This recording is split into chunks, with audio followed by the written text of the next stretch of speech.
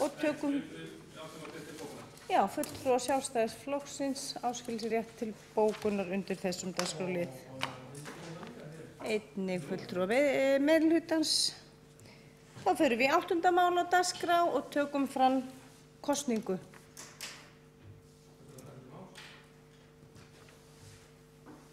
Þá tekur borgarfulltrúi Sigurður Björn Blöndal til máls.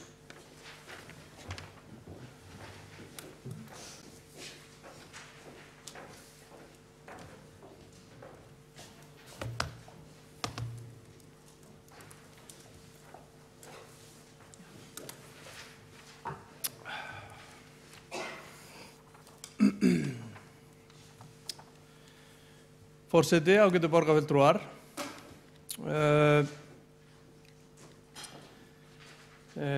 Nú stendur til að ganga til kosninga á varamanni í mannréttindaráð. Og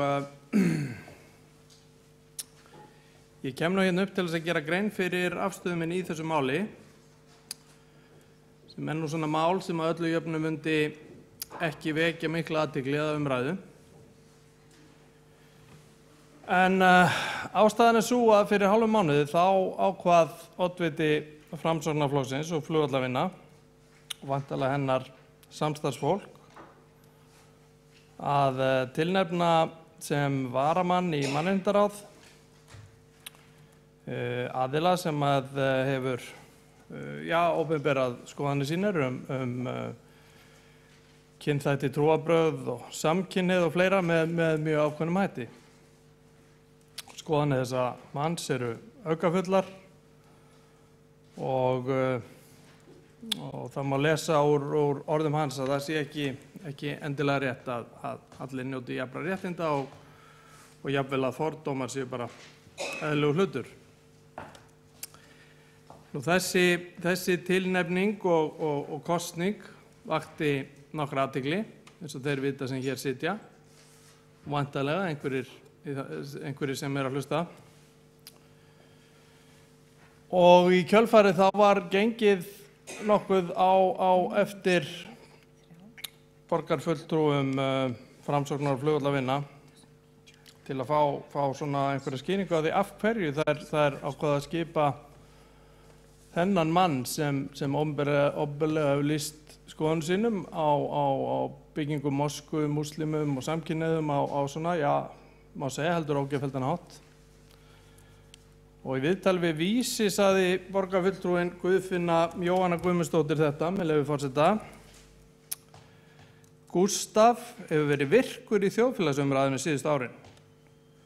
Á grundvelli yfirlýsinga í samstarfssáttmála meirihlutans að hlusta sig á alls konar raddir og þeim skapaður vettvangur, þá það mat borgarfulltrúa Framsóknar og flugvallavinna að skipan hans sem varamanns styðji við þau sjónarmið, segir Guðfinna skipun Gústafs í ráðið. Tilvitnun lýkur.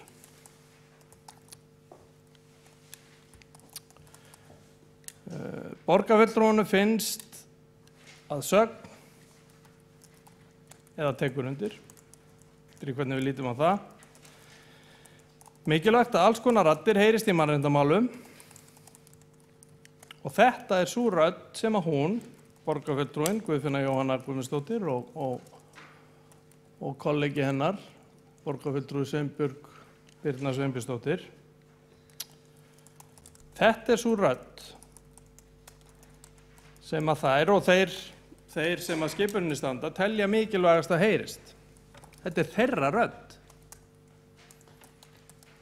Takk eftir því, þetta þeirra rödd. Þessi rödd haturs og fordóma. Og þar með tekin mjög afgerandi afstaða. Mikilvægasta mannréttindamálið að lyfta upp rödd öfgamanns, rödd fordóma. Og það ákveðin sýn, en þeirri sýn ætla ég ekki taka ábyrgð á. Og þessi gjörningur styður þá skoðun mína sem að ég hef nú nokkuð oft haldið fram að moskumálið svokallaða sem að kom upp fyrir borgarstjórnarkosningarnar síðastliðið vor hafi alls ekki verið nein tilviljun og hafi alls ekki snúist lóðaúthlutun eins og borgarfulltrúarnir Sveinbjörg Birna Sveinbjörnsdóttir og Guðfinna Guðmundsdóttir hafa viljað vera að láta, heldur fordóma. Það snerist að vinna sér fylgi á forsendum fordóma og daðra við einhvers konar útgáfu af öfgastefnu. Og það ábyrgðarhluti að láta það óáreitt og ástæða til að spyrna við fótum. Fulltrúa slíks flokks sem svona fer fram ekki hægt að styðja eða taka alvarlega. Og ég vil nú að þessu tilefni þakka þeim ágætu borgarfulltrúum sem voru nógu fljótir að átta sig þegar kosningi fór fram hér fyrir hálfum mánuði fyrir að spyrna við fótum. Ég var ekki einn þeirra, enda hafði þessi maður blessunarlega farið algjörlega framhjá mínu lífi. Ég hef lýst því yfir opinberlega að ég mun mótmæla þessu ábyrgðarleysi og daðri við öfgastefnu með því að sitja hjá þegar að kemur að kjöri fulltrúa Framsóknar og flugvallavinna í ráðanefndir á vegum borgarinnar. Það hefur nú verið nokkru púður í það að benda á að það var ríkt ákveðnar hefðir það hvernig kosið í ráðanefndir. Því yfirleitt það þannig að fulltrúar eru kjörnir með atkvæðum allra borgarfulltrúa. Þetta nú reyndar ekki alveg algilt, en það hefur verið meginregla. Og þessi hefð er kannski í sjálfu sér ágæt, en hún ekki svo heilög að hana verði að verja hvað sem á gengur. Og mér finnst satt að segja mun mikilvægara að tjá með skýrum hætti andstöðu við hvers kyns öfgastefnu og fordóma, jafnvel þó að hefðin þurfi að gjalda fyrir það. Við megum ekki ríghalda svo í hefðir að mannhatur og óvirðing fyrir fólki verði gerða aukaatriði, eins og aðeins hefur skinið í. Fulltrúar Framsóknarflokksins og flugvallavinna, þeir verða að taka ábyrgð á sínu fólki og sínum málflutningi. Og einstakir fulltrúar þessa framboðs sem eru ekki sáttir við þá öfgastefnu sem þarna verið að daðra við, ættu að tjá þær skoðanir sínar opinberlega. Þeir Framsóknarmenn og flugvallavinnir sem þegja, þeir lýsa þar með yfir stuðningi sínu við þetta framferði oddvitans og hans nánasta samverka fólks. Og það nú reyndar rétt að taka fram að ýmsir fulltrúar Framsóknarflokksins, velferðarráðherra og utanríkisráðherra þar á meðal brugðust snaggaralega við og fordæmdu þá hugmyndafræði sem var verið að hampa með þessari tilnefningu. Borgarfulltrúarnir voru gerðir afturreka með þessa tilnefningu og hafa nú tilnefnt nýjan fulltrúa sem á að kjósa í dag. En eftir stendur að daðrinu við öfgastefnu og fordóma hefur aldrei verið afneitað, aðeins slegið úr og í. Það hefur aldrei verið dregin skýr lína og þetta reyndar vel þekkt aðferð. Ég mun því sitja hjá við kjör varamanns í mannréttindaráð. Já, þá borgarfulltrúi Björn Blöndal lokið máli sínu, nokkrir óska eftir að taka til máls og næstur á mælendaskrá Halldór Auðar Svansson og þú. Og Guðfinna. En enginn hér.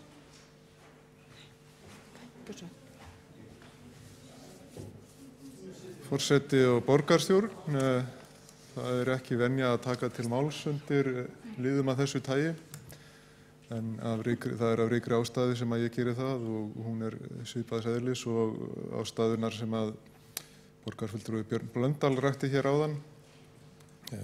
Megin uppistaða hans ræðu var að sjálfsögðu að rekja það sem að hér gerðist á síðasta borgarstjórnarfundi og afleiðingarnar af því. Mín upplifun af því var sú að ég fékk ekki að vita hvaða fulltrúa stóð til að tilnefna fyrr en með litlum fyrirvara. Þar gafst mér ekkert ráðrými til þess að ráðfæra mig, eða mjög lítið til að ráðfæra mig mína félaga bæði hér og í mínum borgarstjórnarhópi. Þekkjandi til umrædds aðila og hafandi haft ákveðin samskipti við hann meðal annars í gegnum ágætis greinaskrið í gegnum Morgunblaðið þar sem við vorum að ræða lóðaúthlutunarmál til trúfélaga og ýmislegt fleira sem að veitti mér innsýn í hann og hans stöðu og frægð, ef svo mætti að voru að komast í samfélaginu. Þá var ég algjörlega viss að úr þessu yrði mikið fjölmiðlafár og að þeir fulltrúar sem að kusu með þessu eða á móti, sem að nú að vísu ekki held ég fórsinsarna í boði eða sátu hjá, yrðu krafðir ástæður fyrir þeirri afstöðu sinni innan gæsalappa.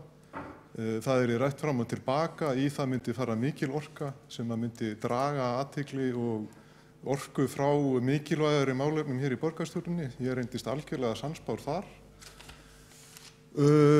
og það sér nú eiginlega varla fyrir endan á þessu. Það var meðal annars af þessum ástæðum sem að ég kaus persónulega að sitja hjá, af því að ég taldi það öruggara en að greiða atkvæði með og að þurfa einhvern veginn að svara fyrir það og vera úthrópaður, eyða eins og ég segi í dýrmætri orku og mínum vinnutíma í það að vera að ræða þetta eins og þetta í þessu fælist einhver efnisleg aðstaða. Formið hérna eitthvað sem almenningur og fjölmiðlar þekkja ekkert sérstaklega og höfðu kannski ekkert endilega mikinn áhuga á að setja sig inn í eða töldu kannski rétt að vera að brjóta þessar hefðir að gefnu tilefni og svo framvegis. Það var til dæmis mjög lítið rætt í fjölmiðlum meðal almennings að ræða útskiptingu í þessu tilfelli. Að þetta var staða sem að vegna hlutfallslegra skiptinga hér á borgarstjórn að Framsóknarflugvallarvinir hefðu allan rétt á því að eiga og úthluta eftir sínum vilja og á því ber hann auðvitað höfuðábyrgð sá flokkur og hefur fullan rétt á því að skipa þá sem að honum sýnist í þessa sem aðra stöður og ber á því og axla á því ábyrgð sem hann gerði. Flokkurinn brást þarna og að bregðast núna við að gagnrýni sem kom fram á þessa skipun og það vel. Ég get líka tekið undir ýmislegt í máli borgarfulltrúans Björns Blöndal hvað þetta þýðir nákvæmlega og nauðsyn þess að þarna taki fólk skýra afstöðu og þá fyrst og fremst fulltrúar Framsóknar og flugvallarvina sem að bera ábyrgð á þessari stöðu þrátt fyrir allt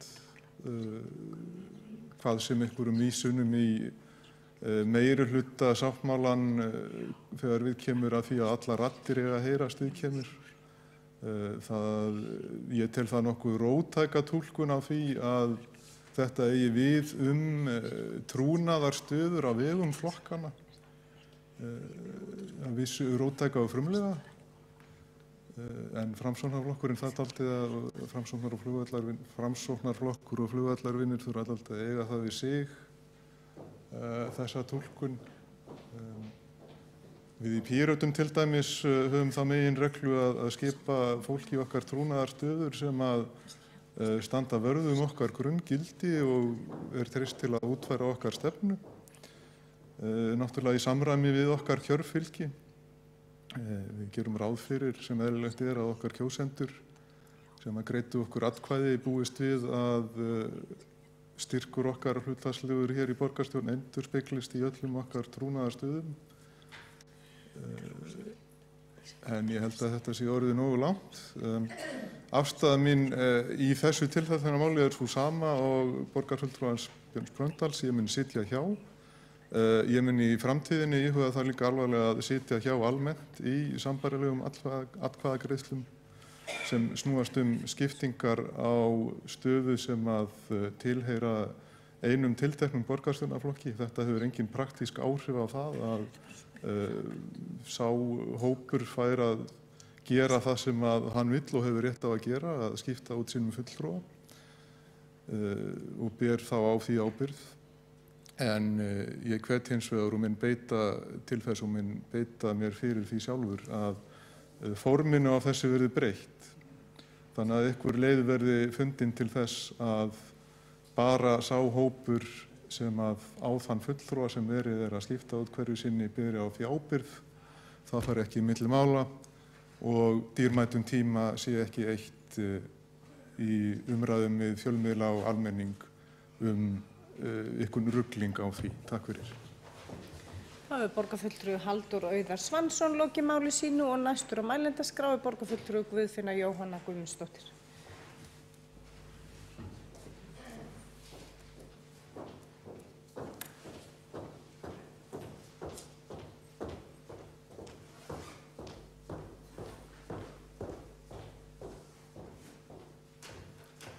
Forseti, borgarfulltrúar, ég verð nú að lýsa því yfir að mér finnst mjög einkennilegt að borgarfulltrúi Ásbjörn Blöndal standi hér í pontu og borgarstjórnarfundi og rægi hérna einstakling út í bæ sem situr ekki hérna á borgarstjórnarfundin og getur ekki tjáð sig. Það finnst mér dónaskapur, algjör dónaskapur og þangað fer ég ekki, ég mun ekki ræða einstakling út í bæ hér á þessum stað. Hins vegar er ég bæði búin að fara núna í þátt á Eyjuna á sunnudaginn hjá Birni Inga og í Harmageddon í gær sem að borgarfulltrúi Björn Ásbjörn Blöndal ætti kannski kynna sér. Þar fer ég yfir sögu þessa máls. Varðandi þetta rasista daður og þá er best að ég fari nú bara hér í pontu aðeins yfir það. 8 dögum fyrir kosningar var tekið viðtal við Sveinbjörgu Birni á vísi.is þar sem hún talar lóðaúthlutunina í Sofamýrinni. Þar segir hún í viðtalinu að hún vilji ekki að það sé reist moska á meðan að hér sé þjóðkirkja en hún hafi ekki á móti bænahúsum. Manneskja sem er á móti múslimum getur nú varla verið sammála bænahúsum. Ég fór í viðtal strax í kjölfarið þar sem að ég segi frá því að ég sé ósammála oddvitanum. Og það hefur komið skýrt fram í öllum viðtölum við mig að ég er ekki á móti því að það sé byggð moska í Reykjavík. Ég kannast ekki við það að ég hafi nokkuð tíman daðrað við rasisma. Ég er ekki rasisti, ég hef ekkert á móti fjölmenningu og við höfum aldrei í Framsókn og flugvallavinum greitt atkvæði gegn málum er varða fjölmenningu. Við greiddum atkvæði með verkefninu fjölmenningaborgir, þannig ég átta mig ekki alveg á hvaða daður við rasisma þetta er. Þetta fer að vera þreytt og gömul lumma að hamra sífellt á einhverju sem aldrei var sagt eða aldrei gert og búa fólki til skoðanir. Það er búið að vera núna síðustu 8 mánuðina. Við skipuðum varamann í mannréttindaráð á þeim forsendum að allar raddir ættu að heyrast. Ekki bara raddirnar sem að við erum sammála. Vegna þess að gegnum alla tíma, alltaf, þá fer umræða í þjóðfélaginu varðandi ákveðna hluti. Og er það ekki gott að öll sjónarmið heyrast, líka þessi sem að við erum ekki sammála. Stefna Framsóknarflokksins sem að við fylgjum í Framsókn flugvallavinum er alveg skýr. Framsóknarflokkurinn líður enga mismunun, enga. Framsóknarflokkurinn virðir trúfrelsi og mannréttindi á öllu leyti. Framsóknarflokkurinn er ekki á móti byggingu mosku í Reykjavík. Þetta mál í mínum huga og hefur frá upphafi snúist túlkun á lögum kristnisjóð, hvort að það eigi að túlka þau þannig eins og þau eru samkvæmt orðanna hljóðan að sveitarfélög er að leggja til lóðir fyrir kirkjur út frá þjóðkirkjufyrirkomulaginu og síðan staðsetninguna á moskunni í Sofamýrinni. Ég hef sagt það margoft og segi það vonandi hér í síðasta skipti, ég hef ekkert á móti því að það sé byggð moska í Reykjavík. Mér finnst staðsetning á mosku í Sofamýrinni, mér finnst hún ekki góð. Ég myndi ekki vilja kirkju á þessum stað og heldur ekki mosku. En ég fer ekki á þann stað að ræða hér einstaklinga sem get ekki varið sig. Það er búið að segja ýmislegt þennan mann sem á ekki við rök að styðjast og það er alveg ótrúlegt að borgarfulltrúar noti þennan vettvang hér til þess að ræða og setja út á einstakling sem er ekki á staðnum. Það er borgarfulltrúi Guðfinna Jóhanna Guðmundsdóttir lokið máli sínu og þá er borgarfulltrúi Sóley Tómasdóttir næst á mælendaskrá.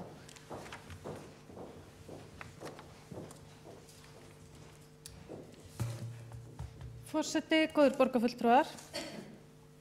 Kosning varamanns í mannréttindaráð á síðasta fundi borgarstjórnar var pólitísk yfirlýsing. Hún snerist ekki einstakling sem slíkan, hún snerist að ljá málstað, rödd inni í borgarkerfinu, málstað sem að einkennist af öllu því sem að mannréttindaráð berst gegn.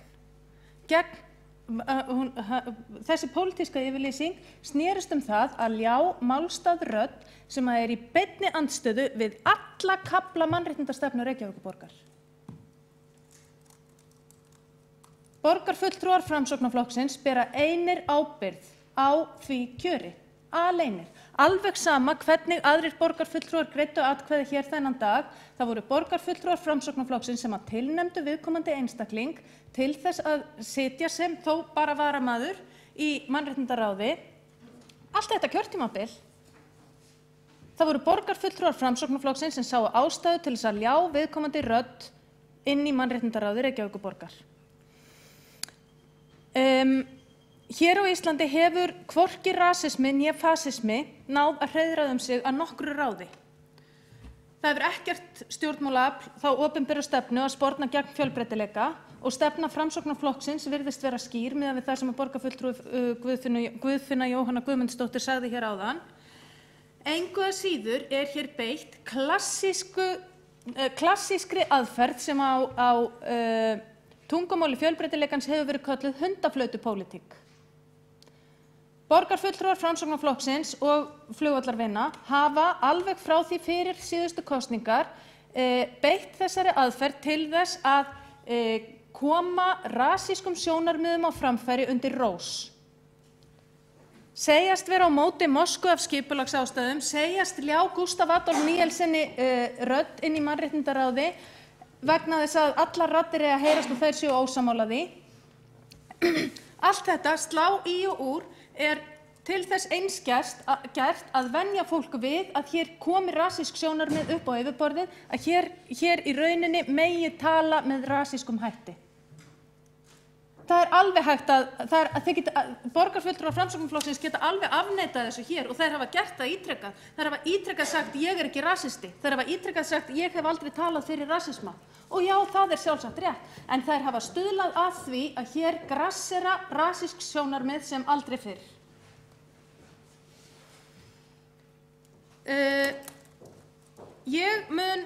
Ég satt hjá við afgreiðslu eða við kosningu í mannréttindaráð og það var ekki bara vegna þess að maðurinn hefði margoft lýst yfir mjög rasískum skoðunum á opinberum vettvangi, heldur líka vegna þess að hann hafði lýst yfir mjög homofóbískum skoðunum á opinberum vettvangi og ekki síst hafði maðurinn starfað sem alþjóðafulltrúi Bóhem, sem var ein alræmdasta klámbúllan í Reykjavík á sínum tíma. Maður sem hafði komið fram opinberlega og varið strippstæði með ráðum og dáð, strippstæði sem að ég var svo stolt af að borgarstjórn hér í heild sinni hefði staðið gegn á sínum tíma, bara í ræðu minni hér fyrr í dag. Og við vorum öll sammála og höfum fram til þessa verið sammála að við viljum ekki. Ég get nefnt mörg fleiri dæmi þau sjónarmið sem að þessi maður hefur staðið fyrir á opinberum vettvangi og ég vil ekki að heyrist inn í mannréttindaráði. Ég vil ekki ljá svona mönnum rödd inn í mannréttindaráði. Þetta náttúrulega andstætt allri þeirri hugmyndafræði sem ég stend fyrir, en þetta snýst ekki bara það. Þetta snýst það að maðurinn hefur farið yfir mörk sem ekki hægt að einhvern veginn bera ábyrgð á. Það þýðir ekki að ég myndi nokkuð tímann greiða atkvæði gegn neinum fulltrúa sem að einhver flokkur myndi tilnefna. Ekki einu sinni manni sem að ekki einu sinni manni með hugmyndafræði eða skoðanir sem ég hef slíka andstöðu á. En ég get með engum móti borið ábyrgð á því og ég vildi fría mig ábyrgð á þessu. Og það að borgarfulltrúar Framsóknarflokksins hafi ekki farið fram með þessum hætti, það að borgarfulltrúar Framsóknarflokksins hafi leitt til þess að þessi maður hefur setið í 2 vikur sem varamaður í mannréttindaráði, það finnst mér til marks um að þessir tilteknu borgarfulltrúar, þeim ekki treystandi til þess að velja inn fólk og ég mun ekki bera ábyrgð á neinum þeim sem að þær koma til með að tilnefna út þetta kjörtímabil. Nema eitthvað stórkostlegt gerist og þær muni með einhverjum hætti breyta afstöðu sinni. Það þýðir ekki það að mér þykir áfram mjög vænt þá hefð að kjósa með og styðja alla þá sem að allir flokkar tilnefna og ég mun halda því áfram að þessu undanskildu. Ég mun áfram kjósa með öllum þeim fulltrúum sem að Sjálfstæðisflokkurinn tilnefnir og öllum þeim fulltrúum sem að aðrir flokkar tilnefna. En þetta framferði, þessi pólitíska yfirlýsing borgarfulltrúa Framsóknarflokksins varð til þess að ég get ekki tekið þátt í kosningum á þeirra fulltrúum í fagráð hér eftir. Og mér finnst, ég verð að segja að lokum, mér finnst það í hæsta máta undarlegt að hér skuli aðeins önnur af 2 borgarfulltrúum Framsóknarflokksins tjá sig. Mér finnst mér hæsta máta undarlegt að borgarfulltrúi Greta Björg Egilsdóttir hafi aldrei komið fram og sagt sína skoðun á þessu máli. Vegna þess að með þögninni hún að gera nákvæmlega það sem að Björn Blöndal borgarfulltrúi talaði að samþykkja það sem að hinir borgarfulltrúarnir hafa gert, samþykkja þá stefnu að hér megi slá í og úr með rasísk sjónarmið og þar með undirbúa jarðveginn og pólitískt landslag fyrir frekari rasisma. Þá hefur borgarfulltrúi Sóley Tómasdóttir lokið máli sínu og þá hefur borgarfulltrúi Guðfinna Jóhanna Guðmundsdóttir óskað eftir því að veita andsvar við ræðu borgarfulltrúans. Forseti, borgarfulltrúar, þetta var ekki pólitísk yfirlýsing eins og borgarfulltrúi Sóley Tómasdóttir sagði hér áðan. Hver hefur haldið því fram að borgarfulltrúar í öðrum flokkum hafi borið ábyrgð á þessari kosningu? Það vita það allir sem hér sitja hvaða venjur hafa gilt þegar að flokkar að bjóða fram fulltrúa í ráð. Það enginn að halda því fram nema kannski einhverju fjölmiðlamenn, ekki nokkur maður. Borgarfulltrúar Framsóknar og Flugvallavinna bera ábyrgð á þessu og við drógum þetta tilbaka innan við, ég man ekki hvað var, hálfur sólarhringur frá því að þetta var gert og viðurkenndum mistök. En að vera í svona leik að þetta sé eitthvað daði við rasisma, að við séum rasistar og svo framvegis, ef að borgarfulltrúi Sóley Tómasdóttir getur fundið svo mikið sem eitt atriði það að ég sé rasisti, þá væri það ágætt, vegna þess að ég hef ekki sjálf orðið vör við það, fyrir utan einhverja kaldhæðnislega brandara. Ég hef aldrei nokkuð tíman hér í þessu starfi, í borgarstjórn eða nefndum eða ráðum, lýst ykkur rasisma yfir eða má tengja það við mig. Í mínum huga þetta skipulagsmál og þetta snýst það að gefa lóðir. Það ekki rasismi. Og það að vera að lýsa því yfir, þetta væri svona eins og ég myndi lýsa því yfir hér að ég ætla aldrei nokkuð tíman að greiða atkvæði með neinum tillögum sem borgarfulltrúi Sóley Tómasdóttir mun leggja fram neinstaðar þar sem ég mun sitja. Þetta orðið verra heldur en einhver 12 ára bekkur. Þá hefur borgarfulltrúi Guðfinna Jóhanna Guðmundsdóttir lokið máli sínu og nei, hún hefur lokið við að veita ansvar, þá svarar ansvari borgarfulltrúi Sóley Tómasdóttir.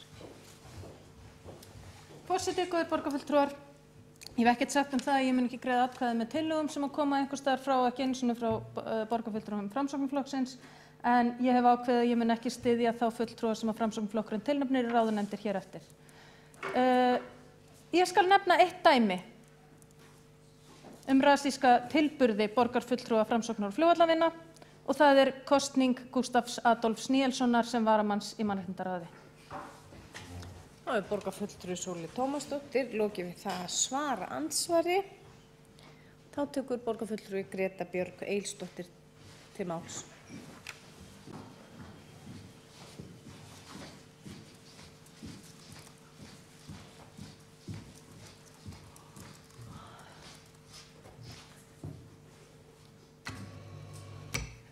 Forseti, borgarstjóri og kæru borgarfulltrúar, það hefur verið kallað eftir því að ég tjái mig þetta mál.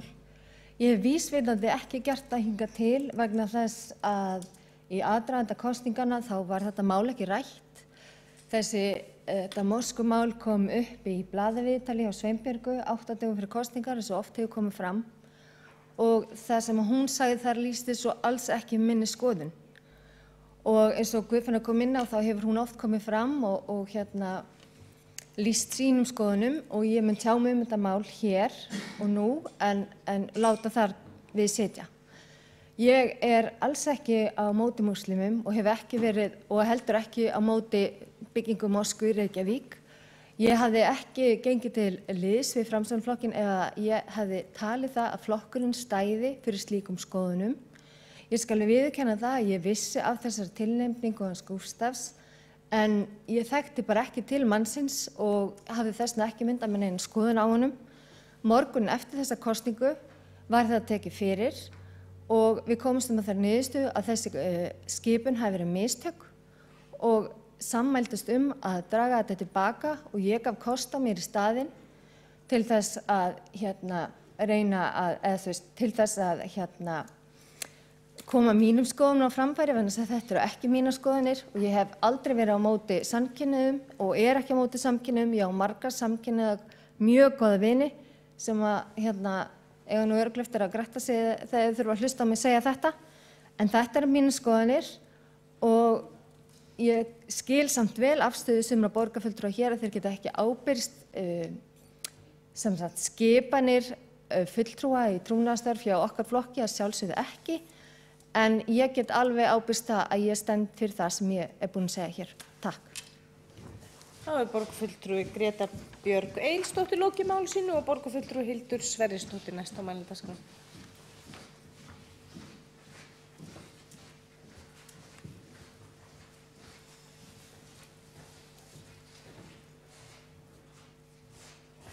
Forseti, góðir borgarfulltrúar.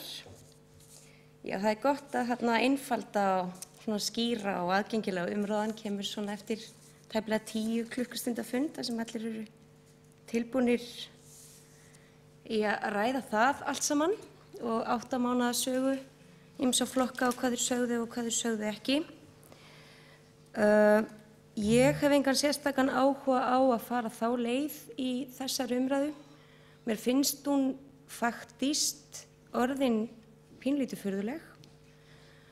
Ég verð að fá að spyrja mig hvernig það fer saman að borgarfulltrúi Sóley Tómasdóttir kemur í pontu og það fyrsta sem hún segir er að Framsókn og flugvallavinur og þeir einir beri ábyrgð á kjöri Gústafs Níelssonar og enda ræðu sína á að í rauninni færa fyrir því öll rök að það voru ekki bara þeir einir sem báru á því ábyrgð, heldur borgarstjórn öll út frá einhvers konar huglægum atriðum. Nei, nú er verið að hrista hausinn, þannig ef ég var að misskilja borgarfulltrúana biðst ég afsökunar á því. En burtséð frá nákvæmlega hvað var sagt hér orðrétt, þá er það sem er nú andeilis búið að tala epli og appelsínur hér í kvöld, að þá langar mig að tala epli og appelsínur.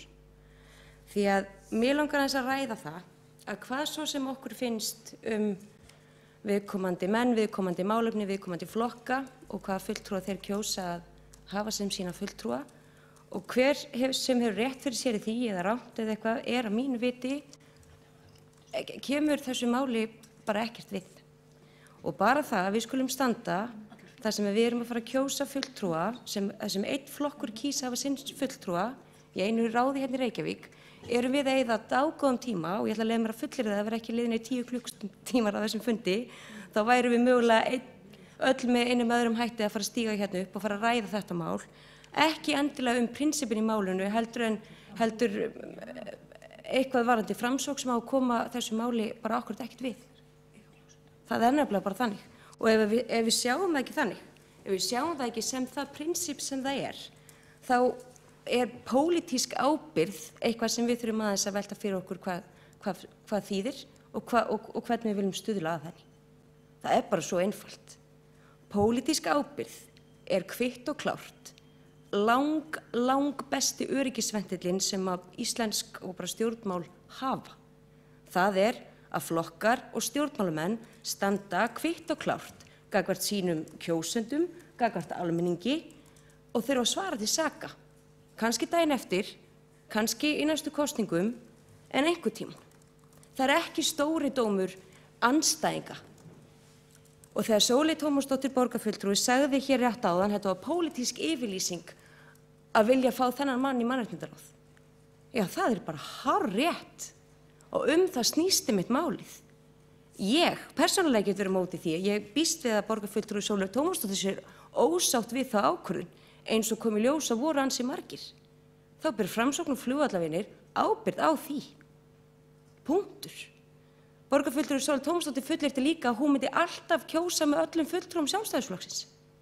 Hvernig í ósköpunum getur hún staðið hér og lofa því fram í tímann ef að það á í rauninni að fara að skoða það í hverju tilviki fyrir sig hver hafi skrifað eitthvað í Moggan eða DFF eftir atvikum eða sagt eitthvað í einhverju partí eða ekki eða einhver heyrði einhvern tímann eina kjaftasögu eða og svo framvegis.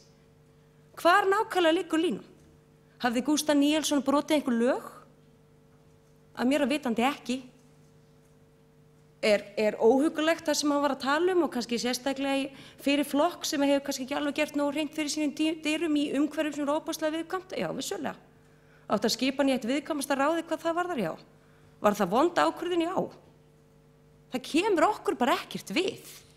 Og leið og við erum að fara að láta það koma okkur við, því minna erum við að gera lítið úr ábyrgð þessara flokka og hvernig þeir svara til saka með það mál.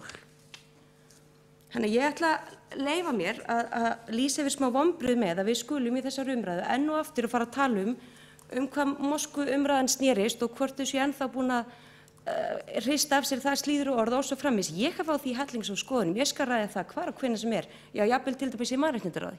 Ég ætla ekki að ræða það hér hefðir, við erum að ræða hefðir, áragamlar hefðir, sem snúast það prinsip að þú berð ábyrgð, pólitíska ábyrgð á þínum ákvörðunum. Og við erum að einhvers konar sem ég myndi að halda því miður pínum populískum hætti að stíga inn í það að segja já út af þessum sérstöku ástæðum þá ætlum við að brjóta á bak hefð. Og ég tel að þessi stórkostlega hættulegt og ég mun ekki láta það viðgangast að segja eitthvað. Ég fyrst að þessi umræða fór á þennan stað, ætla ég nú kannski ekkert að hafa þetta mikið lengra í bili, en mér finnst að meirihlutinn ætti að sjá sóma sinni því að bregðast strax við og viðurkenna að þetta hafi verið óheppilegt. Þetta er óheppilegt skref sem þarna voru stigið. Og mér finnst að meirihlutinn að stuðla því að girða fyrir að pólitískar freistingar eins og nokkrir fjallu fyrir sjálfur með að breyta reglunum bara strax, svo þetta ekki komið fyrir aftur. Borgarfulltrúi Halldór Auðar Svansson talaði fyrir því að hann væri til í að skoða einhvers konar útfærslu á því og ég held og ég er sammála honum það að þær ættu mögulega að vera þannig að flokkarnir skipi einfaldlega sína fulltrúa án þess að aðrir þurfa að samþykkja hafna eða sitja hjá við kosningu þeirra. Ég er ekki sérfræðingur í hvernig þær reglur geti litið út, en ég held að ágætu borgarfulltrúar hljóti að sjá að það það skynsamlega í stöðunni að setja ábyrgðina nákvæmlega þangað sem hana heima og þá leiki engin vafi á það. Hvorki í hjásetum sem verða auðveldlega pólitískar eða populískar, búa til alls konar pressu og aðra og varpa ábyrgðina á dreif, eða jafnvel með að freistast til þess að grípa einfaldlega fram fyrir lýðræðislegum rétti minnihlutans og hafna kosningu. Af hverju ekki? Af hverju að draga línuna með að sitja hjá og lýsa svona andlegri vanþóknun? Fjölmiðlar spurðu þá fulltrúa meirihlutans sem sátu hérna hjá fyrir 2 vikum af hverju í óskopunum ekki bara segja nei? Og af hverju í óskopunum þá ekki segja nei? Ef að línan þarna er dregin í sandinn, ef þá ekki að hleypa rasista inn í mannréttindaráð, góð og gild afstaða. En af hverju þá ekki að segja nei? Og hversu ofboðslega vond þróun yrði það? Ef að meirihlutinn gæti fara að taka fram fyrir hendurnar á minnihlutunum hvaða fólk minnihluti vill skipa í ráðanefndir. Þannig að það yrði aldeilis vont. Ég vil þá fá komið tillögu fyrir hönd borgarfulltrúa Sjálfstæðisflokksins sem ég ætla ekki úr þessu í ljósi aðstæðna í kvöld og eftir 10 klukkustundir á fundi og þar sem ég gíska á að okkur er ekki leyft að fá að taka upp þessa tillögu með afbrigðum svona eftir fyrri fordæmi í kvöld. En ég ætla hins vegar að leyfa mér að reifa hana efnislega hér og nú og boða formlega tillögu á næsta fundi og eflaust einhverjar umræður hennar lútandi að forsætisnefnd skoði hvað aðrar leiðir eru færar sem eru mögulega lýðræðislega heppilegri að þessu leyti við skipun fulltrúa í ráðanefndir í borginni sem mun hljóða nákvæmlega svo með leyfi forseta. Forsætisnefnd skoði hvaða leiðir eru tækar við skipun fulltrúa í ráðanefndir borgarinnar, aðrar er eiginleg kosning allra borgarfulltrúa í borgarstjórn. Í þeirri vinnu verði til að mynda skoða hvernig slíkum skipunum er háttað í öðrum sveitarfélögum og hvaða reglum og eða lögum þyrfti eftir atvikum að breyta. Þannig að í bili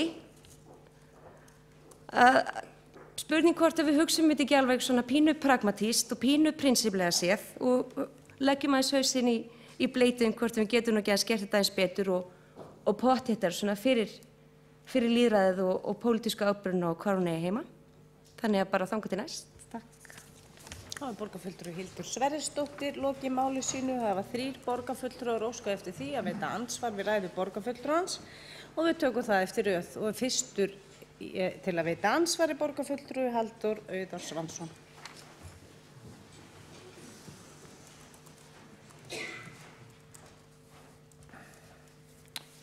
Forseti og borgarstjórn, ég vil þakka borgarfulltrúum Hildi Sverrisdóttur fyrir þetta innlegg og þessa tillögu að endurskoðun sem að ég tek heilshugar undir og hvet til að verði tekin fyrir efnislega þegar réttur tími gefst. Hins vegar vil ég gera smá athugasemd við þær meiningar að það að sitja hjá gæti farið út í það að kjósa gegn, svona af hverju ekki pæling.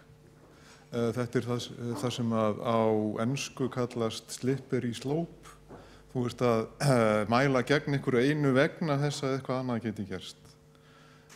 Það hefur enginn hér talað fyrir öðru en að þeir fulltrúar sem eru að skipta út sínum aðila í sitt ráð fái að koma því í gegn með því að kjósa með og aðrir sem að vilja eftir atvikum þangað til að fyrirkomulaginu verið breytt sitji hjá. Í öllum eða einstaka tilfellum. Það hefur engar praktískar afleiðingar og það að blanda þeim möguleika að það sé hægt að stöðva þetta með því að kjósa í gegn sé ég bara ekki hvernig komi málinu eitt hæti sótu við. En hins vegar varðandi það hvernig hlutinir koma manni við. Það er ekki mitt val að það komi mér eitthvað við hvernig aðrir skipa í sína stöður, eins og ég rakti hér, þá er það mál fjölmiðla, það er mál mína félaga, það er mál alls konar fólks út í bæ, sem að eins og ég rakti, ég veit ekki alveg hver upplifun annarra af því eða ég hef eyddi ómældum tíma í að útskýra fyrir fólki, verja mig, ræða þetta fram og tilbaka. Það er sóaður tími sem að ég vil ekki sóa frekar. Ég skil ekki alveg af hverju í ósköpunum ég ætti að þurfa frekari rök ofan á það. Takk fyrir. Það er borgarfulltrúi Halldór Auðar Svansson, lokið við það að veita ansvar. Og þá er borgarfulltrúi Sóley Tómasdóttir næst á ansvarlistan. Gjörðu svo vel.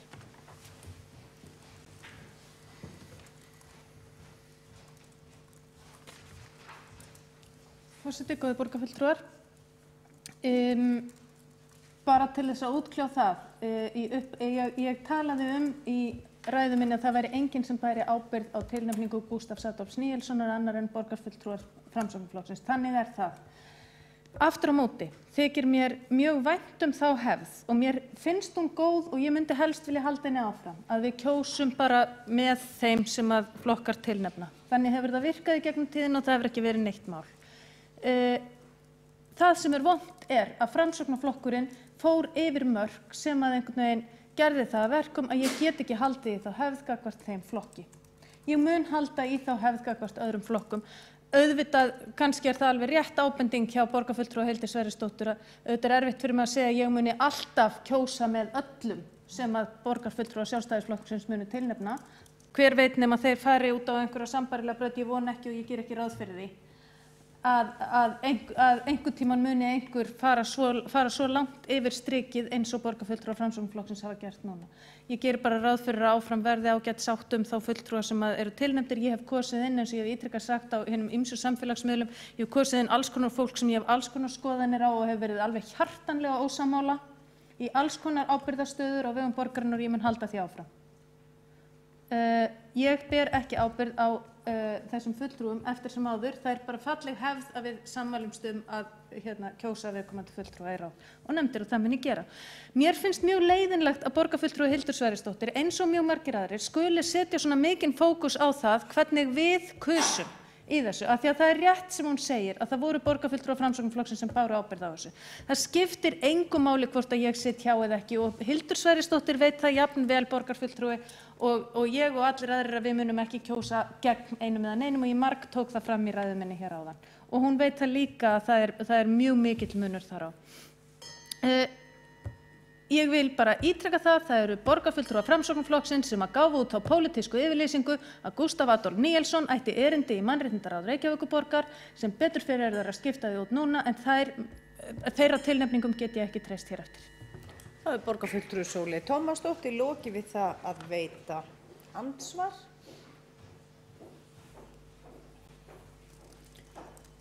Og þá borgarfulltrúi Björn Blöndal næstur á andsvarlistan. Já, forseti, ágætu borgarfulltrúar. Þetta auðvitað dálítið svona stafsetningaumræða sem að sömuleyti svolítið miður. Þessi hefð auðvitað eins og hún en þetta nú bara hefð og kemur kannski á daginn að hún er ekki gallalaus, kannski bara meingölluð. Aðalatriðið það, eins og borgarfulltrúi Sóley Tómasdóttir sagði hér svo skýrt, fulltrúar Framsóknar flugvallavinna, oddvitinn og væntanlega aðrir borgarfulltrúar þessa framboðs skipuðu sína rödd sem varamann í mannréttindaráð, gáfu pólitíska yfirlýsingu. Ég vil meina hún sé rasísk. Síðan kemur borgarfulltrúi Guðfinna Jóhanna Guðmundsdóttir hér og segist aldrei hafa gert nokkurn skapaðan hlut sem að væri hægt að tengja við rasisma og að verja það, segir enn þann dag í dag að þessi tilnefning hafa átt fullan rétt á sér. En að vísu var hún dregin tilbaka hálfum sólarhring eftir að hún kom fram og var mistök. Ég skil ekki hvað verið að verja. Borgarfulltrúi Greta Egilsdóttir, hún átti hér mun stórmannlegri innkomu en sessunautur hennar og mér finnst ástæða til að þakka henni fyrir það. En eftir situr að það eru borgarfulltrúar framboði sem sitja hér fyrir Framsóknar flugvallavinni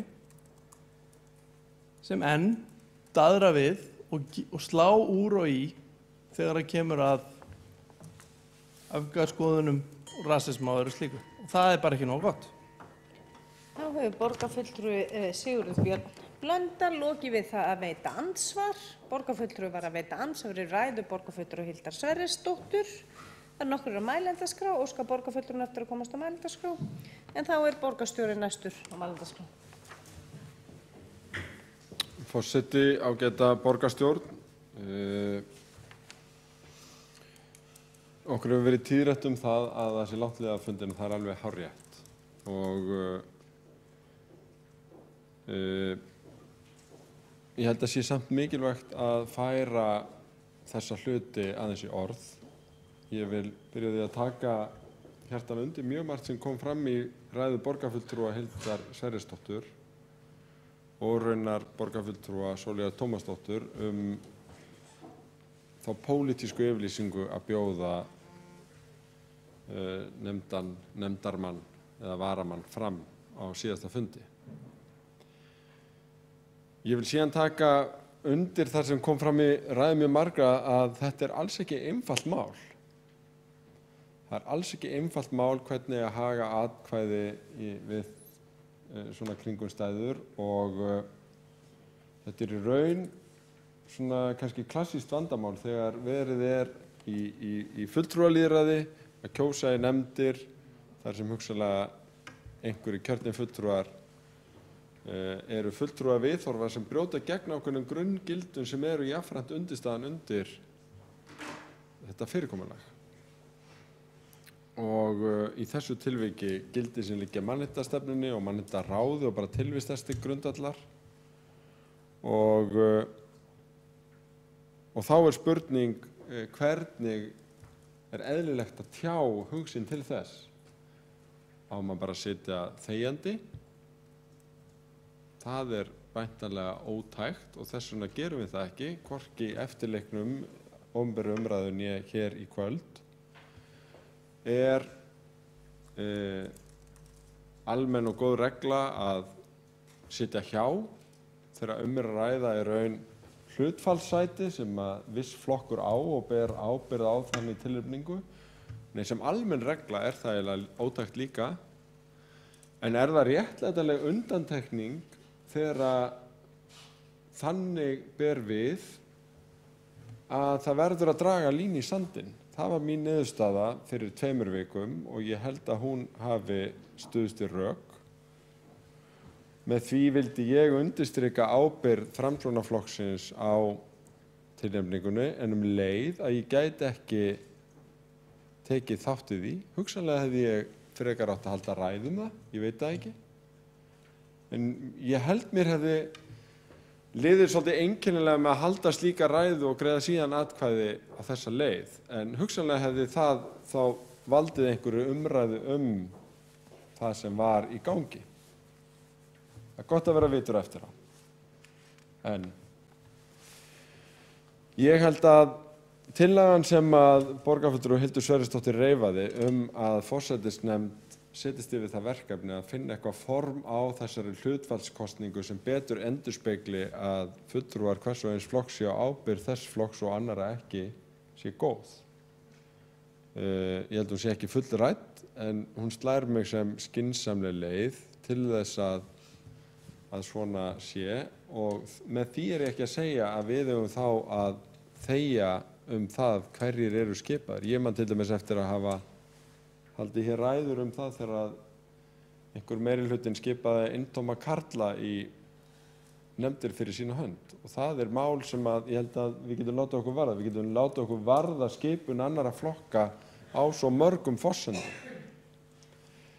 En kannski með því að færa það í orð frekar en að hafa einhvers konar áhrif á atkvæðagreiðslunni. Það að sitja hjá hvorki samþykki né það að misbeita lýðræðislegu meirihlutavaldi að mínu mati. Þannig að það finnst mér vera línan en það alveg rétt að kannski gæti þetta orðið myndið lita of einhvern veginn allar kosningar ef það ætti að svona fara að greiða atkvæði með einhverjum blæbrigðamunum skoðanir hvers og eins. Ég meina ég sé líka alveg einhvern veginn hættuna á því. En þá komið þeirri kosningu sem við erum að ræða hérna, sem kosning nýs varamanns í mannréttindaráð. Fyrir það fyrsta vil ég fagna því að það sé verið að draga fyrri kosningu tilbaka. Mér finnst það mjög mikilvægt skref sem í raun borgarstjórn þá sem heild að taka.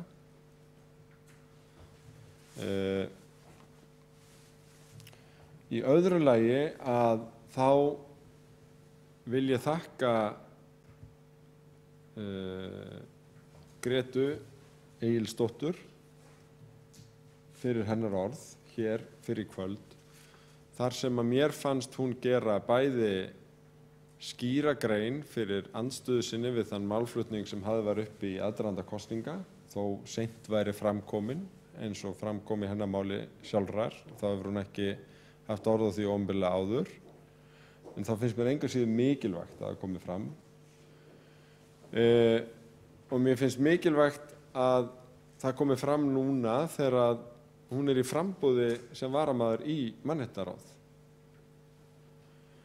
Mér finnst líka mikilvægt að það komi fram að hún taki skýra afstöðu gegn fyrri tilnefningu á Gústafi Níelssyni og í raun þar með þeim málflutningi að sú tilnefning hafi verið eitthvað sjálfsagt mál. Og ég satt best að segja hefði óskað þess að forysta Framsóknarflokksins hefði talað jafn skýrt í aðdraganda kosninga og öll jafn skýrt núna þegar þetta mál kom upp. Mér finnst þó ég geti tekið undir hrós til Eyglóar Harðardóttur félagsmálaráðherra og Gunnars Braga Sveinssonar utanríkisráðherra þá finnst mér þögn forsætisráðherra býsna ærandi, satt að segja. Og ég vona að hann hafi ekki sagt sitt síðasta orð eða öllu heldur að mér finnst mjög mikilvægt að hann tali skýrt.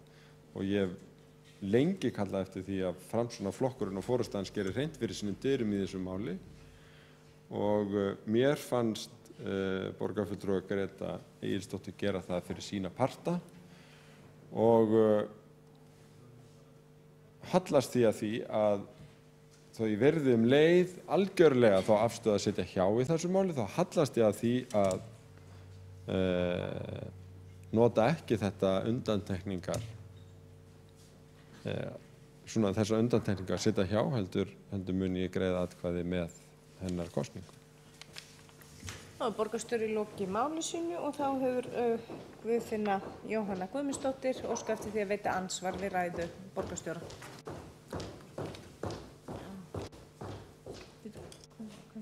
Forseti, borgarfulltrúar, mér finnst alveg mjög einkennilegt þegar að pólitískir andstæðingar eru í því að kalla eftir viðbrögðum frá forystu Framsóknarflokksins. Hvað viðbrögð eiga það að vera? Þetta mál snerist lóðaúthlutanir og staðsetning á Moskvu frá upphafi. Pólitískir andstæðingar og einhver aðrir sem hugsa öðruvísi ákváðu að búa til eitthvað allt annað úr þessu máli, þarna 8 dögum fyrir kosningar. Framsóknarflokkurinn með stefnuskrá sem líður enga mismunun á fólki og virðir trúfrelsi og það ekkert gefinn einn afsláttur af því.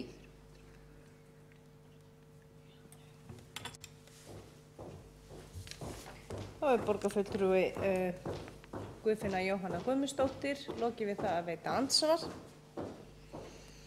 Þá borgarfulltrúi Skúli Helgason næstur á mælendaskrá.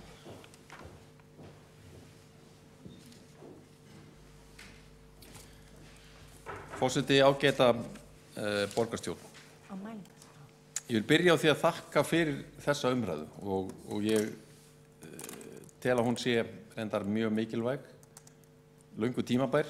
Kannski hefðu við átt að hafa þessa umræðu á fyrsta fundi borgarstjórnar eftir kosningarnar í vor, því þar voru sannarlega grafalvarlegir hlutir á ferðinni í aðdraganda þeirra kosninga, þar sem að haldið var fram sjónarmiðum sem að voru í raun og veru til þess fallnir að rjúfa friðinn í okkar samfélagi.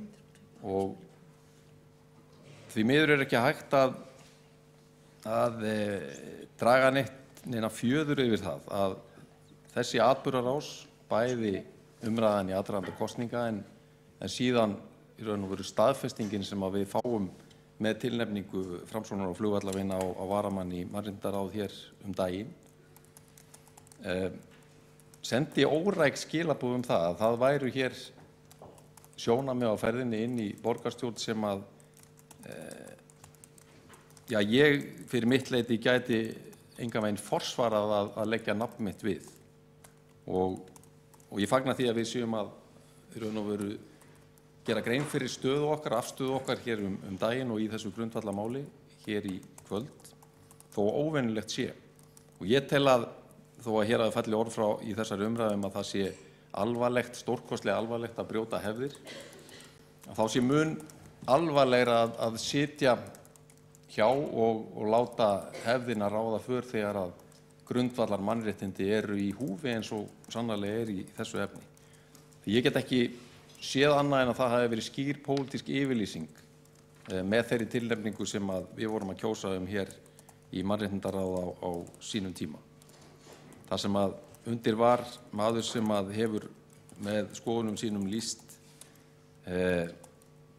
vægast sagt róttækum viðhorfum í garð fólks af erlendum uppruna sem að eru samborgarar okkar hér í þessu samfélagi, gegna mikilvægu hlutverki og gera menningu okkar fjölskrúðugri.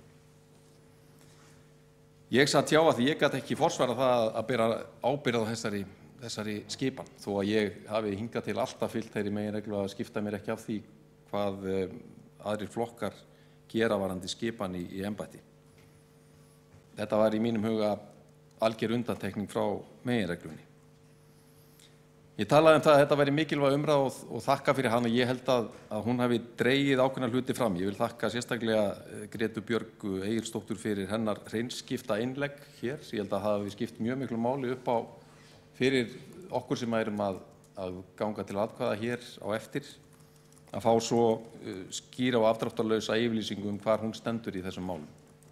Af því að við erum að kjósa hér fulltrúa í mannréttindaráð og þó að það sé ákveðin hefð undir að þá það þannig að við með atkvæðum okkar höfum áhrif á það hver niðurstaðan verður. Innlegg Gretu Bjargar Egilsdóttur mun hjálpa mér að taka afstöðu hér á eftir, en ég verð að undirstrika það í lokin á mínu máli að ég tel að umræðan hér þetta atriði, hún undirstriki þann skýra áherslumun sem milli borgarfulltrúa Framsóknar og flugvallarvina í þessum málum. Við höfum augljóslega ekki heyrt viðhorf oddvita flokksins hér af skiljanlegum ástæðum í kvöld, en ég held að það sé alveg ljóst að það fullt tilefni til þess að taka þessa umræðu upp aftur og fara mun dýpra í hana í framtíðinni, helst á næsta fundi. Það borgarfulltrúi Skúli Helgason lokið máli sínu og þá hefur borgarfulltrúi Guðfinna Jóhanna Guðmundsdóttir óskað eftir því að veita andsvar við ræðu borgarfulltrúans.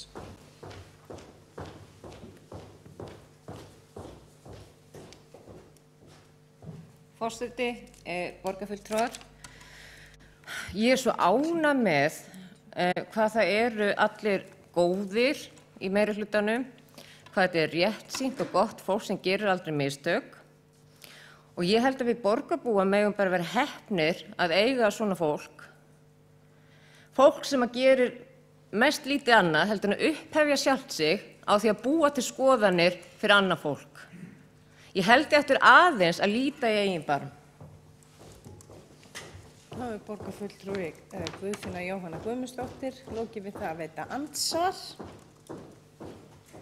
Og þá borgarfulltrúi Sóley Tómasdóttir síðust. Nei, allavega næst á mælendaskrá. Gjör svo vel.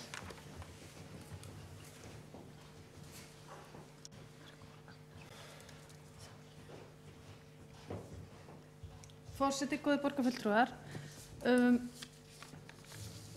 kannski ég búin að segja þetta allt saman áður, en ég viti það ég eiginlega pínu hvumsi yfir því að borgarfulltrúi Guðfinna Jóhanna Guðmundsdóttir skuli ennþá og eiginlega bara forherðast í þeirri söguskýringu að stóra moskumálið hafi bara verið skipulagsmál og það hafi aldrei neinn af fulltrúum Framsóknarflokksins talað með rasískum hætti í aðdraganda kosninga né heldur eftir kosningar.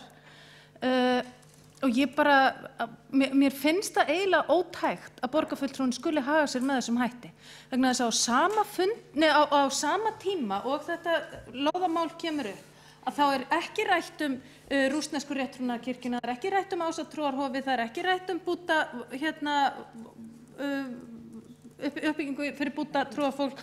Það ekki rætt uppbyggingu eða lóðaúthlutanir til annarra trúfélaga fyrr en eftir á þegar að þeim bent á það. Þetta var algjörlega augljóst hvert þær stemdu í þessu og það virkaði.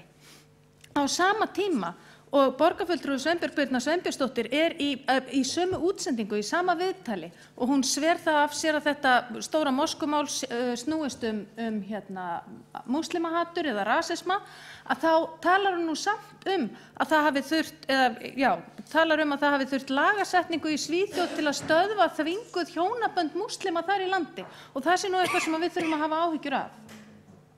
Eru það ekki rasískar skoðanir?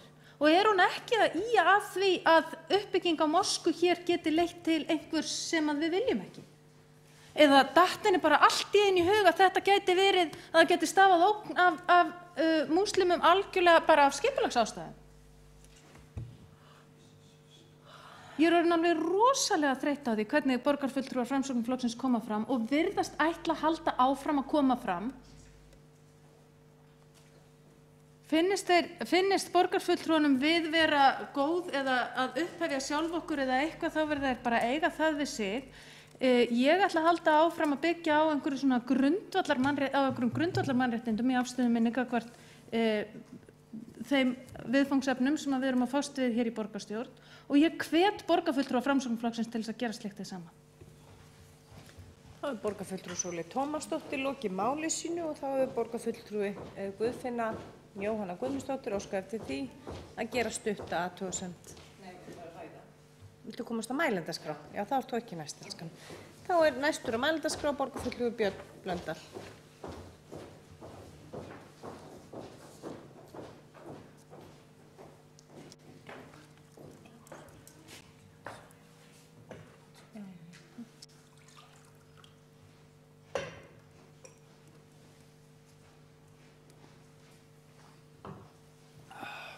Forseti, borgarfulltrúar.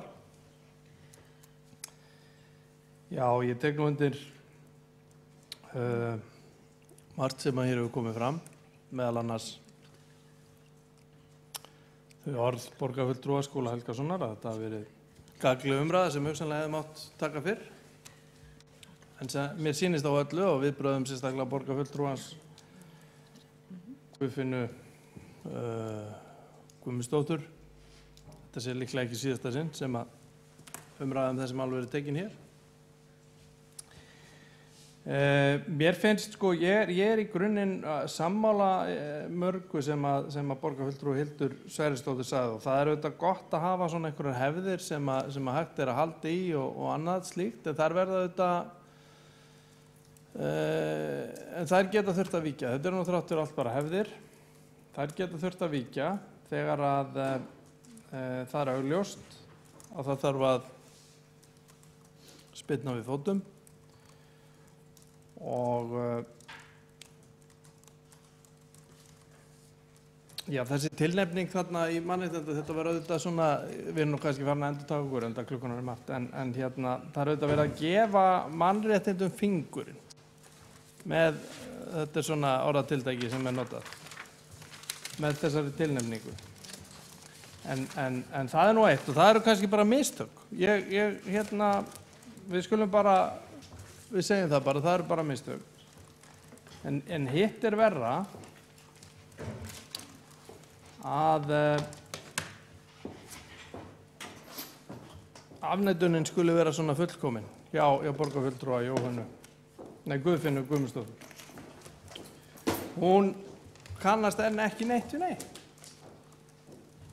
Hún gerði bara smá mistök, borgarfulltrúin Guðfinna Guðmundsdóttir, og hún er búin að leiðrétta þau.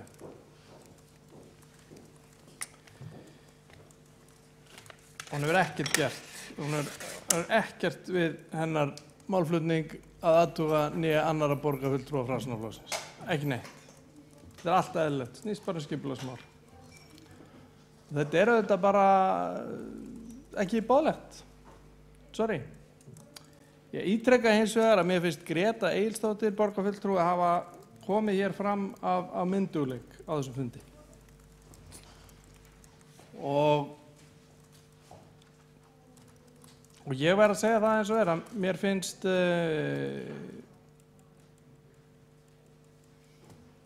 ég meina það er auðvitað ákveðin vandræði að við skulum verið þeirri stöðu að hér séu fulltrúar eins stjórnmálaflokks sem að ekki er hægt að treysta fyrir tilnefningum í nefndir og ráð. En svona er þetta, svona atriði verða til þess að hefðir breytast og það þarf að aðlaga sig að nýjum veruleika og annað slíkt og það er bara allt í lagi og gerum við það bara. En ég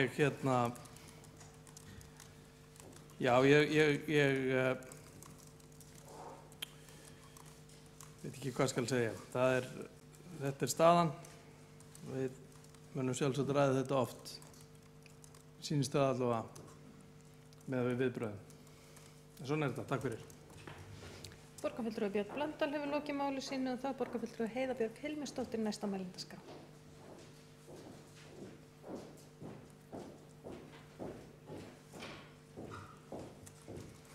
Frú forseti, ágætu borgarfulltrúar. Það var þannig í aðdraganda kosninga í vor, eða síðastliðið vor, að það var óneitanlega málflutningur sumra fulltrúa Framsóknarflokksins þannig að það mátti túlka hann sem rasískan. Það er engin hugmynd sem við erum að fá hér í kvöld. Það voru náttúrulega líflegar umræður það í aðdraganda síðustu kosninga og þetta skapaði óróa í samfélaginu og miklar umræður. Eftir kosningar þá höfum við kannski ekkert svo mikið rætt þetta og kannski bara þörf á að gera það. Það má vel vera. Á síðasta fundi var hins vegar tilnefning Framsóknarflokksins með þeim hætti að ég allavega gat ekki hugsað mér að samþykkja þann mann sem að þar var tilnefndur í mannréttindaráð. Ég hef hins vegar aldrei sagt nei við því að einhver lýðræðislega kjörinn flokkur tilnefni sína fulltrúa. En mér fannst þetta eins og hér hefur komið fram, mér fannst þetta vera pólitísk yfirlýsing og mér fannst þetta mjög hættulegt. Og ég sagði strax þegar ég kom heim hérna kvöldi að ég bara ætlaði að treysta því að þetta hefði verið gerð mistök. Mér fannst bara þægilegra að hugsa það þannig. Og fyrst nú segja borgarfulltrúar Framsóknarflokksins það hér að þetta hafi verið mistök. Mér langar að þakka borgarfulltrú Gretu Egilsdóttur fyrir hennar ræðu. Hún var einlæg og heiðarleg. Ég vinn mikið með Gretu Egilsdóttur í nefndum og ráðum hjá Reykjavíkurborg og ég veit að hún er mjög góður borgarfulltrúi og ég treysti henni fyllilega til þess að starfa í mannréttindaráði. En ég held að vera ágætt að við hugsaum þetta aðeins til lengri tíma því það var vissulega erfitt fyrir okkur borgarfulltrúa að standa frammi fyrir þessu allt í einu á síðasta fundi í lok fundar og ekki alveg seint og núna. Þannig að ég styð það í rauninni að við skoðum þetta til framtíðar hvort að þessi hefð allir segja já sé hinn rétta. Takk fyrir mig. Borgarfulltrúi Heiða Björg Hilmarsdóttir hefur lokið máli sínu og þá er Guðfinna Jóhanna Guðmundsdóttir næst á mælendaskrá.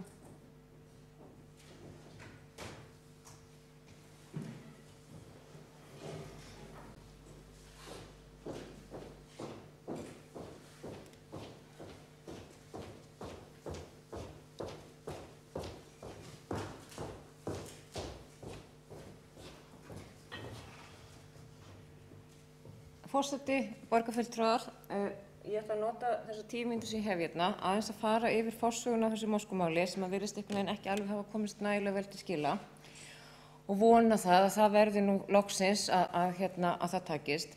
Þetta mál var ekki á stefnuskrá Framsóknar flugvallavinna í vor. Tæpum 2 vikum fyrir kosningar líklega fóru ýmsir að spurja frambjóðendur flokksins út í staðsetningun á Moskvunni. Ég verð að viðurkenna það að ég hef aldrei velt þessu neitt sérstaklega fyrir mér.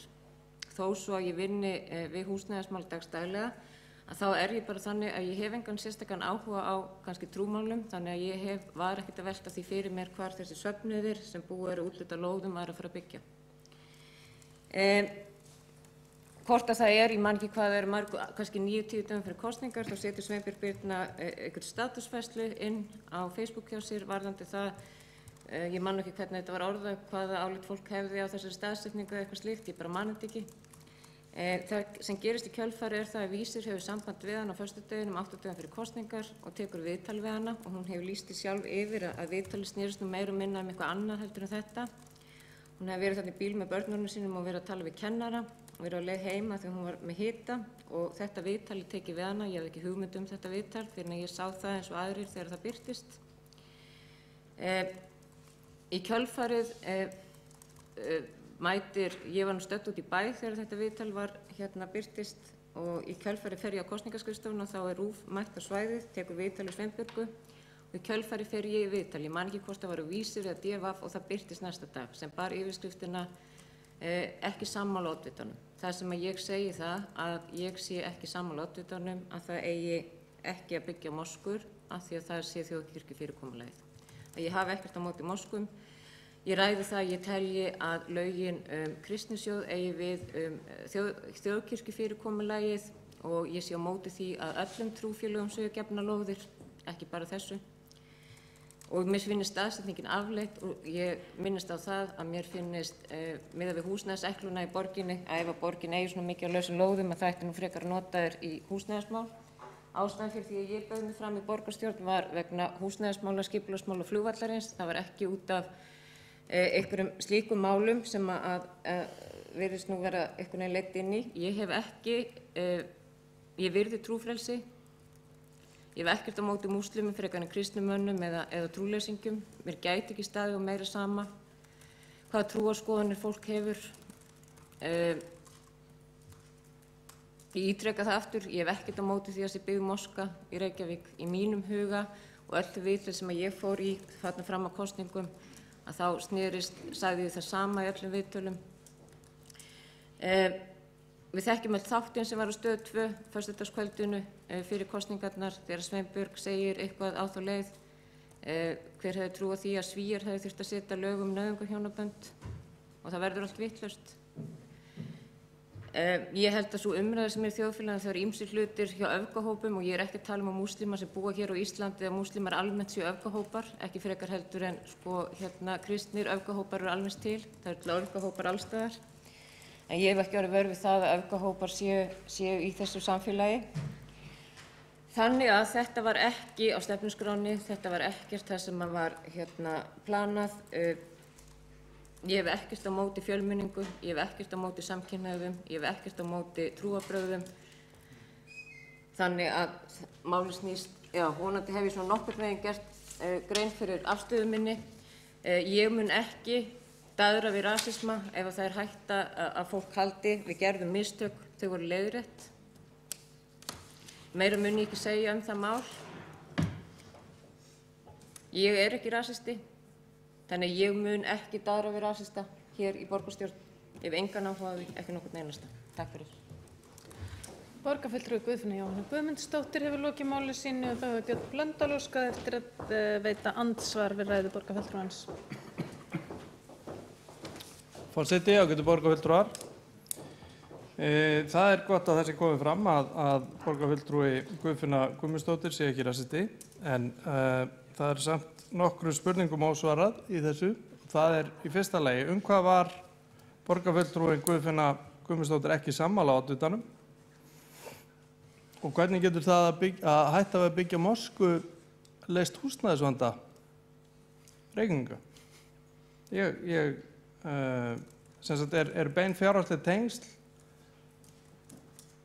eða er bein tenging á milli þess að það sé húsnæðisvandi í Reykjavík og það sé hugmyndir að byggja mosku? Þetta er reyndar dálítið vafasamur málflutningur að mínu mati.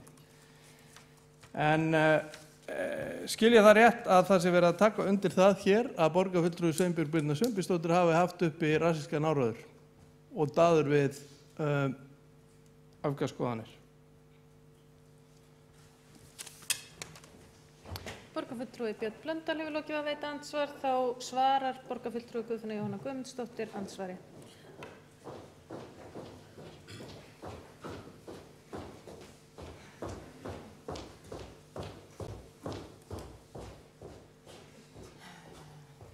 Forseti, borgarfulltrúar, ég ætla ekki að svara neitt fyrir Sveinbjörgu. Ég hef sagt hér fyrir kvöld að það kom fram í þessu viðtali við hana hjá Vísi að hún vildi ekki það verið reist moska en hefði ekkert á móti bænahúsum. Varðandi húsnæðisvandann þá sagði ég í þessu viðtali sem hann tekið upphaflega við mig, ég man ekki hvort það var Vísi eða DFV, að ég teldi að miðað við ástandið að það vantaði það mikið af húsnæði, félagslegu húsnæði og það hefði verið vanrækt síðustu árin, að það ætti frekar að nota þessar lóðir í það. Það er búið að úthluta eins og við þekkjum þessum 4 lóðum til trúfélaga og ég hef lýst því yfir í einhverju viðtali sem að tekið við mér núna helgina. Við munum ekki leggja fram neinar tillögur það að þessar lóðir veri afturkallaðar, þannig að það sé á hreinu. Borgarfulltrúi Guðfinna Jóhanna Guðmundsdóttir hefur svarað andsvari. Og þá veitir andsvar öðru sinni borgarfulltrúi Björn Blöndal.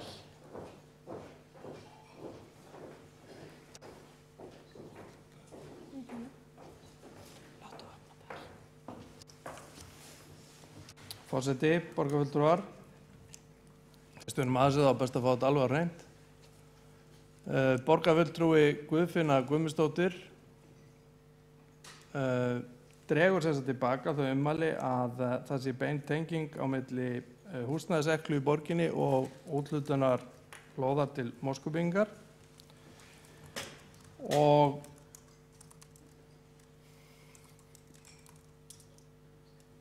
við þurfum að spyrja borgarfulltrúa Sveinbjörgu Birnu Sveinbjörnsdóttur að öllum þessum spurningum. Mér sýnist það sé vera málið. Borgarfulltrúi Björn Blöndal hefur lokið að veita andsvar öðru sinni og þá svarar öðru sinni andsvari borgarfulltrúi Guðfinna Jóhanna Guðmundsdóttir.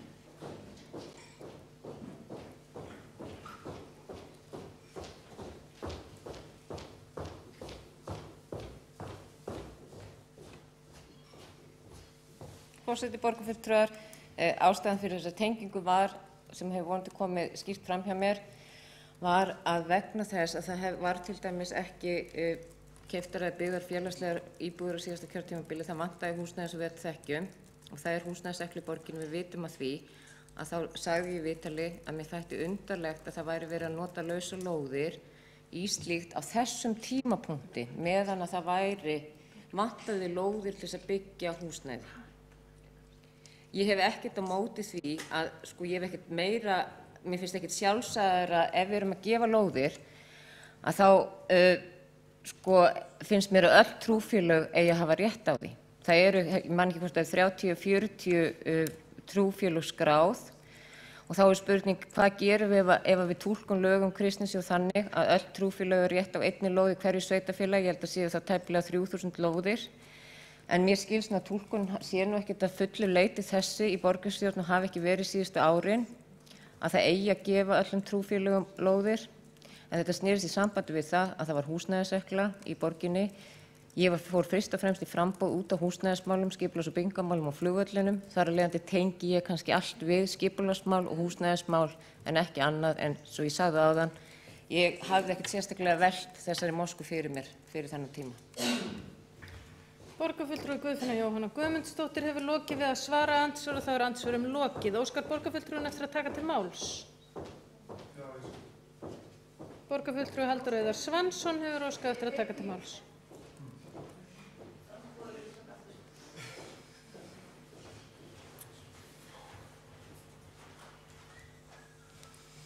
Forseti og borgarstjórn, nú er komið fram við miðnætti og þessi umræða hefur dregist töluvert. Ég hins vegar tel rétt að koma fram til að þakka þau svör sem að borgarfulltrúin Guðfinna Jóhanna Guðmundsdóttir hefur veitt hér og þá sérstaklega þá áréttingu að ekki stendur til að beiti fyrir sér fyrir því að þær lóðaúthlutanir til trúfélaga sem að fram hafa farið verið afturkallaðar.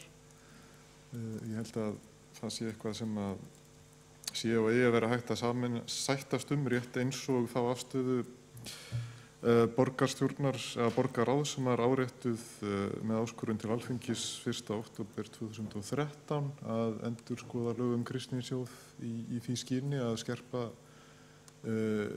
á þessari skyldu að frekar að afnema hana svo að það væri ekki vafi það að trúfélög þar með talin þjóðkirkjan ættu ekki rétt á ókeypis lóðum hér og þar. Það er virkilega ýmsum vandkvæðum bundið þegar það er farið að túlka þetta mjög vítt og félög geta farið að keppast þetta þó að ég telji að góð efnisleg rök hafi verið fyrir þeim úthlutun sem fram hafa farið hingað til. Þetta hef ég rætt töluvert fram og tilbaka meðal annars í greinum í Morgunblaðinu og bloggfærslum og mín afstaða liggur þar nokkur ljóst fyrir.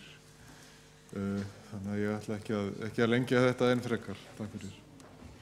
Borgarfulltrúi Halldór Auðar Svansson hefur lokið máli sínu og mér sýnist umræðu lokið.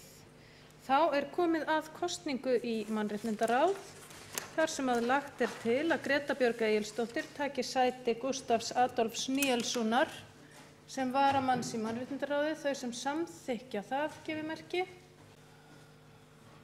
Það er samþykkt með vil ég halda upp í höndunum? 1, 2, 3, 4, 5, 6, 7, 8, 9, 10, 11, 12 atkvæðum. Samþykkt með 12 atkvæðum. Já, það var þannig. Já, ég sagði. Samþykkt með 12 atkvæðum. Þessi liður er búinn. Við förum í 9. lið.